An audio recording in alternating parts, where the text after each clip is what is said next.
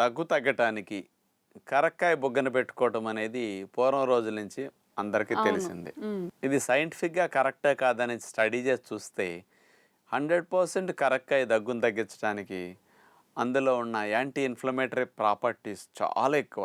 అవన్నీ కూడా చాలా బాగా హెల్ప్ చేస్తున్నాయని నిరూపించటం జరిగింది కాబట్టి, అలాంటి కరక్కాయని తీసుకొని మనం దాన్ని పొడి చేసేసి, ఆ పొడిని నీళ్ళల్లో వేసేసి మరిగించి, బాగా మరిగిన తర్వాత దాన్ని వడకట్టి డికాక్షన్ లాంటి దాన్ని తీసుకుని, అది వేడివేడిగా ఉన్నప్పుడు అందులో తేనె వేసుకుని కనుక తాగితే ఈ కరక్కాయ డికాక్షన్ దగ్గును తగ్గించడానికి బాగా ఉపయోగపడుతుంది.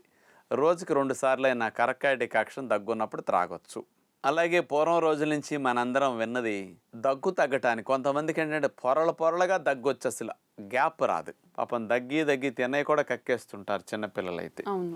నిద్ర కూడా రాకుండా బాగా ఇబ్బంది పడుతూ ఉంటారు. అలాంటప్పుడు ఇమ్మీడియట్గా గొంతులో కాస్త ఇరిటేషన్ తగ్గించడానికి కరక్కాయ బొగ్గన పెట్టుకుని అది కొద్దిగా చప్పరిస్తూ ఉంటే మెల్లగా అది నాని ఆ ఊట వెళ్ళి ఆ సెల్స్లో ఇమ్మీడియట్ రిలీఫ్నివ్వటానికి బాగా పనికొస్తుంది అనమాట. అందుకని ఆ గొంతు నొప్పి తగ్గటానికి, గొంతులో ఉండే ఇన్ఫ్లమేషన్ న్యాచురల్గా తగ్గటానికి కరక్కాయ బొగ్గన పెట్టుకు సప్పరించడం అనేది ఏ విధమైన హాని లేకుండా న్యాచురల్గా ఉపయోగపడుతుందని సైంటిఫిక్గా ప్రూవ్ అయింది. అది పిల్లలకైనా, పెద్దవారికైనా, ముసలివారికైనా మంచి రెమెడీగా దీన్ని వాడి చూడండి.